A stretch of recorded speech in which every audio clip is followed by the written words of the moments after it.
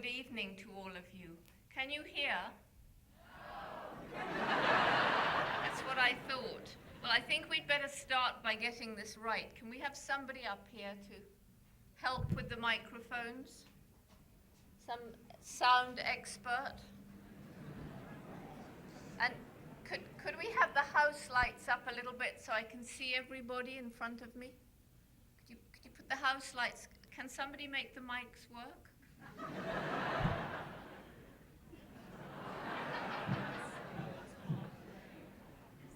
Are we doing any better? Well, this isn't my job.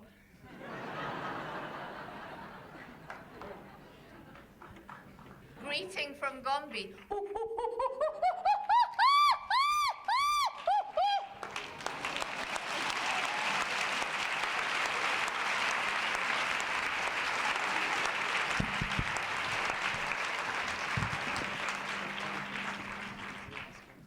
Well, are we doing any better? Can you hear now? No?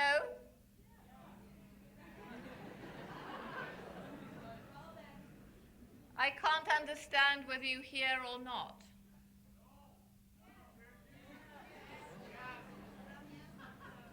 There's yeses and nos. How about this? Is that better? Okay, well, having greeted you with the sound of the chimpanzee from Gombe, let me greet you on my own behalf. It's wonderful to see so many of you here. I just wish I could return to Gombe and tell the chimpanzees how interested everybody seems to be in their goings-on. You know, when I was a child, going back a good many years now, I had two dreams. One dream, I wanted to work among, study, live among, learn from animals. And as I grew older and read more and more books, and read Dr. Dolittle and Tarzan, I realized that most of all I wanted to go to Africa and work among and learn about African animals. And my second dream, I wanted to write books about them. So I feel that I've been incredibly fortunate to stand here and look back over my life and realize that to a large extent my childhood dreams have already been fulfilled. I've been immensely privileged over 30 years now to spend time learning about, learning from our closest living relatives, the chimpanzees. Creatures that are so uncannily like us that they differ genetically by only just over 1.5%. It's difficult after 30 years, having learned so much about such a complex being, to try and share with you some of the excitement of those years in one short hour. But if we can now put the lights out and look at the slides that I brought, spend a little time forgetting about North America and wandering in the forests of Gombe, maybe you can get something of the feeling of excitement, discovery, and wonder that I've been privileged to share over these 30 years. So if we can put the lights out, and maybe get the slides to work.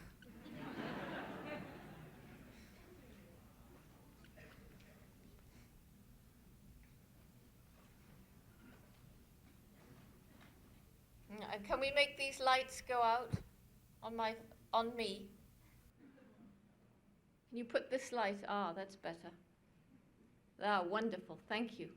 Okay, so Gombe National Park, where I've been for these 30 years, is Tanzania's smallest national park. It's only 30 square miles. It extends along the eastern shore of Lake Tanganyika, which you see here in the foreground. It's an extremely beautiful little park, a jewel of a place, with its thick forests in the valleys and the more open ridges and peaks in between. This thick forest among the trees in the bottoms of the valley is the kind of place that I used to dream of when I was a child. And indeed, when I got to Gombe, I found that I felt quite at home. It wasn't like going to an alien place. It was like coming back to something that I'd known in my dreams.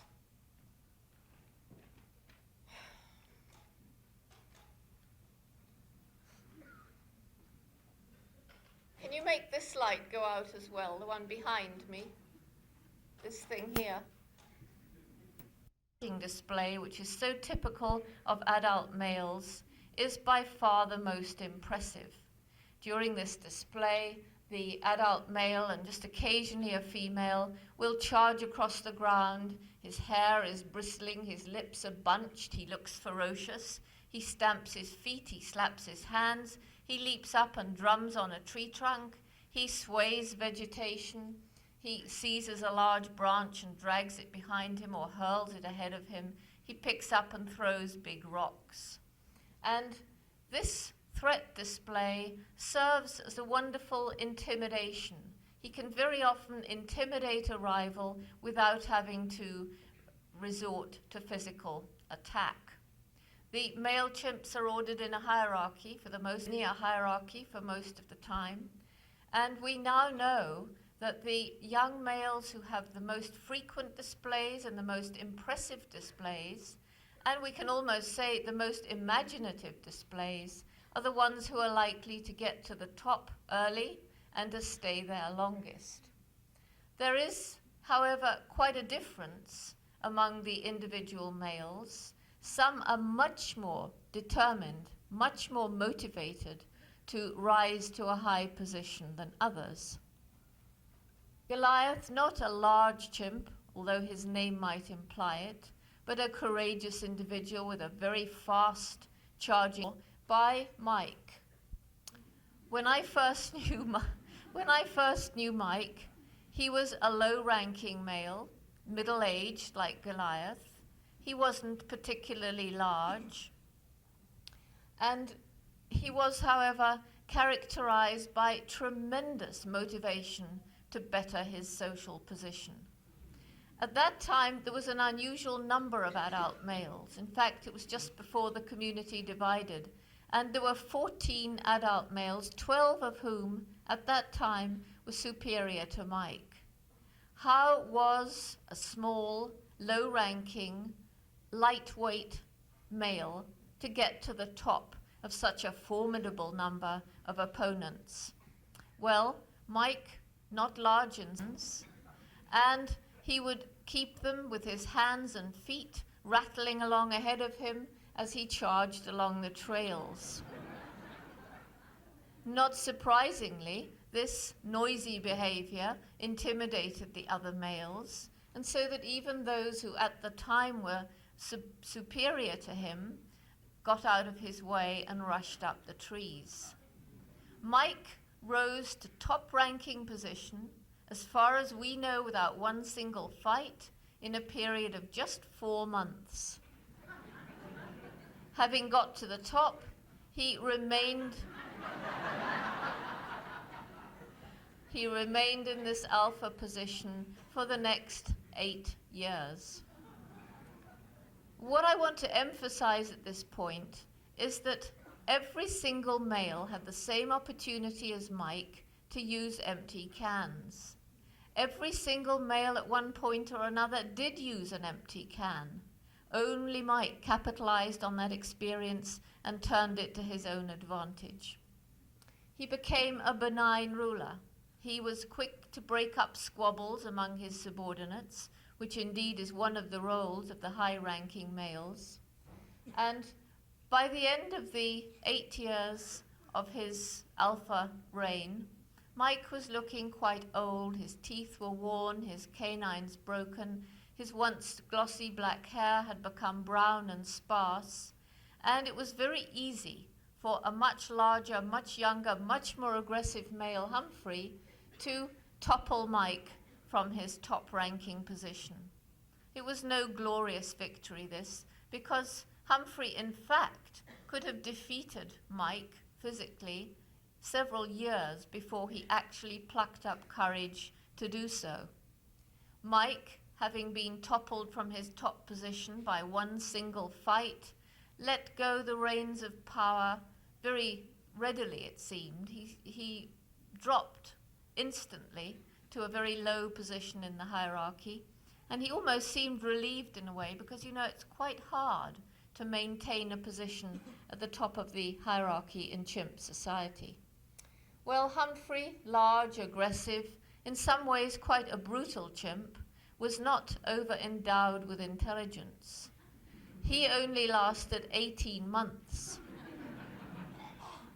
Humphrey was toppled by Flo's second son, Figan. In fact, Humphrey was toppled by a coalition because Figan made use of his close, supportive relationship with his brother Faban, rather as Mike made use of empty cans.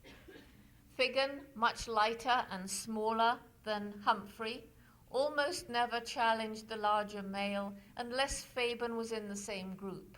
And then Faban almost always would join him in his charging displays, and the two would charge towards Humphrey, one after the other or side by side. Blood type can be a blood donor to a human sufferer. How sad it is that whereas science has pointed to these physical similarities with such eagerness and said that therefore the chimp makes such a wonderful model for learning about human disease, how sad that they've been so reluctant to admit the equally striking similarities in behavior and in emotions and in intellect. It's because of that reluctance to admit these kind of similarities that conditions such as you saw in those labs have been allowed to be in the first place. Conditions which, from the point of view of the chimpanzee inmates, cannot be that dissimilar to some of the concentration camps during the Second World War. Over the 30 years, I think one of the things that's been most fascinating has been to note some of these behavioral, emotional, intellectual similarities between chimps and ourselves. You've seen just some of that tonight. In their behavior, for example, the long period of childhood, the importance of learning in the individual life cycle, the long-term affectionate bonds between family members and between sometimes non-related individuals as well, the fact that they cooperate, the fact that their non-verbal communication patterns not only look like ours, kissing, embracing, holding hands, patting one another on the back, swaggering, tickling, but those patterns are shown in the same kind of context that we use them and undoubtedly mean the same kind of things. Chimpanzees are capable of true altruism. In the sphere of the emotions, of course, it's very difficult to learn about emotions in another living being. Even if I'm trying to study your emotions, you tell me you feel happy, you look like I feel when I feel happy, but I don't know that you feel the same as me. And if we're thinking about emotions in a being that's another species like a chimpanzee, it's even harder. But even so, I think everybody who's worked closely with chimps will maintain that almost certainly they show emotions that are similar, maybe identical, to some of those which we label joy, sorrow, fear, despair, and so on. And certainly, as I said earlier, the emotional needs of a small infant chimpanzee must be very like those of a small human child. In the sphere of the intellect, chimps show many cognitive abilities that we used to think absolutely unique to ourselves. They can reason, they can solve simple problems, they have excellent memories. To some extent, they can plan for the immediate future. They can understand and use abstract symbols in their communication, and that's been really well demonstrated by the language acquisition experiments, where chimpanzees can readily learn up to 300 signs, for example, of ASL, American Sign Language, and having learned those signs, they can combine them in novel ways. They can even invent signs if they haven't been shown one for a certain object. Chimpanzees have a sense of humor. They even have some kind of concept of self. So one of the things that emerges from all this information is that not only do we learn thereby more about the chimpanzee's place in nature, we also learn more about our own place in nature. And it's a little humbling, isn't it? Because we're not quite as different as we used to think. We don't stand in isolated splendor on a pinnacle separated from the rest of the animal kingdom by an unbridgeable chasm. In many ways, I think that the chimpanzee helps us conceptually to cross that supposed gap. In a way, the chimpanzee acts as a living bridge between man and beast. And having crossed that supposed gap, using the chimpanzee, then I think it must lead to new attitudes towards all the other amazing non-human beings with whom we share the planet, to a new respect for other life forms. But there's something else too, and that's we are indeed a unique species. We may not be as different as we used to think, but we are different. And if I'm asked to pick on one human attribute that has led to the difference that we find between humans and chimpanzees, I would say it was that at some point in the distant past, our ancestors developed a sophisticated spoken language, a language which enabled us to discuss the distant past, to make plans for the distant future, to bounce ideas back and forth so that they could grow, to tell our children about things and events that aren't here and now, but which may be in another place at another time. A language which has enabled us to absolutely rely on culture in our daily lives. And through this language, or at least through the course of human evolution, our intellect has developed to such an extent that it dwarfs that of even the most gifted chimpanzee. Our intellect has led to an increasingly sophisticated technology that began with the Industrial Revolution, that began because initially humans were such weak and puny creatures as they struggled to survive in a hostile world and used their intellect to do so. A technology that initially enabled us to survive and conquer nature and bend it to our will, and it didn't really matter much because there weren't many of us and there was an awful lot of nature. But we've gone on, haven't we? We've gone on perfecting our technology, we've gone on increasing in numbers, we've spread over more and more of the planet. And as our technology becomes more sophisticated, and we still have used it to overcome nature, to fight nature, even beyond the time when we needed it to survive, but we just wanted it for our greedy ends because we became more and more materialistic and selfish, until that technology has led us to the very brink of total destruction, as we all know. An amazing faith in the human species. And I like to think of it this way, that if you go back 100, 150 years, and you just asked ordinary people in the street, do you think it'll be possible to build a machine that flies through the air? Do you think it's going to be possible to go and walk on the moon? Do you think it'll be possible one day to pick up a little instrument and speak into it and have people on the other side of the world hear and reply? Do you think it'll be possible to have pictures flying through the air? Most people would have said, no, that's science fiction. But we've done all those things, and we've done many more. And the great hope today is that at last we've begun to understand the situation we've put ourselves into with this intellect of ours. And there is a growing awareness around the world, and particularly on the part of young people, there is a growing desire to help. And what of the chimps? Is there any hope for them? What about the chimps in the labs? Well, at least in the labs, people are beginning to talk of change. They're making plans for new facilities. They're employing people to enrich the environment, the lives of the prisoners sitting in those cages. We're not making very good headway, but there is the beginning of change. In the zoos around the world, chimps are coming out of the old, small, cement and steel-barred prisons into more natural social groups with much larger enclosures. And what about in Africa? Well, I showed you some rather disturbing pictures. Little Socrates isn't in that tiny cage anymore. Through the Jane Goodall Institute, we've got a representative out there, a house, cages being built. Socrates is in a much larger cage being introduced to other young chimps.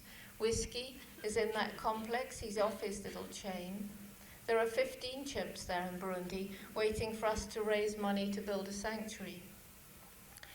In Zaire, in Zaire, the little chimp that you saw tied on a cage in the market, I was able to go with the American ambassador, persuade the Minister of Forestry to confiscate the chimp. I cut her rope with my own hand. She's now being cared for by a lady in Kinshasa.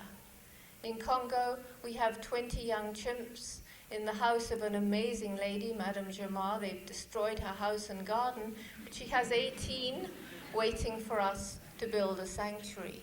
And with the help of a strange helper, but this is Conoco Oil, who care a lot about the environment, they're helping us to build a sanctuary.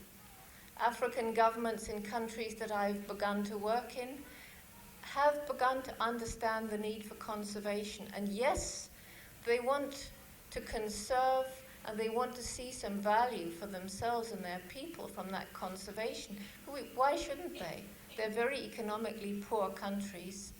And if we're going to expect them to put aside a large tract of forest which represents economic wealth and foreign exchange for them, selling it as timber, we must show them that there can be other returns. We must help money to come in for rural development, develop controlled tourism, set up agroforestry programs, help in conservation education. But the African governments are beginning to understand the need for this, and they are very cooperative if one approaches in the right way. People often say, what can I do to help? Well, there are many ways that people can help. Every person can help in a different way. I would urge any of you who care at all to join our institute. If you didn't pick up a brochure, we have a toll-free number I defy any of you to forget. It's 1-800-999-CHIMP. You can't forget it. You can learn what you can do as a member. And believe you me, every single person can make a difference. I don't know how you can make a difference. You can find that out in your heart. But I do know that every one of us has a part to play. And if we care, whether it's to do with conservation of chimps or forests, improvement of conditions in labs or zoos, or conservation or environmental concerns in general, every one of us has some part to play. And only if we all pull together can we make a difference. Now I'm going to end with two quick stories. Stories which to me are very symbolic. The first is something that happened just a few months ago at a zoo in Detroit. Some of you may have read about it in the newspaper. They opened this brand new exhibit. There was a moat around it. On the first day, there was a fight that broke out. A female jumped in the water. Chimps can't swim. She drowned. They closed the exhibit. They put a safety barrier in the moat. They let the chimps out again. And this chimp, Jojo, male, who'd been in the zoo for years and years, he'd been used or abused as a youngster, dressed up in stupid clothes, smoking cigarettes, chimpanzee tea parties. He was part of the group, and he was attacked by one of the new males brought in from outside. And in his fear, not only did he jump in the water, but he managed to get across the safety barrier, and he began to drown. There were 3 zoo personnel on the far side of the moat. They just watched because they knew Jojo was 130 pounds and that adult chimps can be dangerous. But there was a visitor, Rick Swope, who goes once a year with his family, and he jumped in. The zoo people yelled at him, they told him it was dangerous, they told him to get out of it. He paid no attention. The water was murky, it had been raining, he couldn't see. He felt with his hands under the water until he felt Jojo's body. He managed to get him over that safety barrier and push him up on the shore of the exhibit. And Jojo lived. And the director of our institute in Tucson called up Rick Swope and he said, "Why did you do that? That was a very brave thing you did. You must have known it was dangerous." And Rick said, "Well, I looked into his eyes, and it was like looking into the eyes of a man. And the message was, won't anybody help me?" And that's one story with strong symbolic meaning, because how often do we stand on the brink of muddy water and wonder whether or not we dare to jump in? And the last story, also in a zoo in America, Lion Country Safari in Florida. A chimpanzee old man rescued from a lab, put on a man-made island with 3 females, also rescued from abusive backgrounds. A young man, Mark Cusano, employed by the zoo to look after the chimps, was told, "Don't go anywhere near them, they hate people, they're vicious, they'll kill you." So he did as he was told for a while and paddled his little boat towards the island and threw the food onto the shore. But you know, he began to watch those chimps, and he saw how joyful they became when he approached with the food, and how they would then hug and embrace and kiss one another and pat one another on the back. He saw how very gentle old man was with the infant who'd been born to one of the females. And he thought, how can I look after these wonderful beings if I don't have some kind of good relationship with them? So he began going closer and closer, and one day he held out a banana. An old man took it from his hand, and he told me that he felt much as he thought I must have felt when David Greybeard first took a banana from me. And then came the day when he actually dared step foot on the island, and then soon after that he was actually able to make physical contact with old man and groom him. And so a friendship grew up between Mark and old man. And then one day, Mark, cleaning the island, slipped. He frightened the infant who was nearby. The infant screamed. The infant's mother instinctively leapt to protect her child and bit Mark's neck as he lay face down on the ground. The other 2 females immediately rushed, again instinctively, to help their friend. One bit Mark's wrist, the other his leg. And then from the far side of the island, old man charged over, and Mark thought, this is it. But what happened? Old man physically pulled each of those females off Mark and kept them highly roused and screaming at bay, while Mark gradually pulled himself to the boat in safety. And afterwards, when he came out of hospital, he said to me, "You know, Jane, there's no question, old man saved my life." And that's why I feel that this also is such a symbolic story, because if a chimpanzee who's been abused by people can reach out across this species gap to help a human friend in time of need, then surely we humans, with our greater capacity for compassion and understanding, can reach out to help the chimpanzees and the other animals in their time of dire need.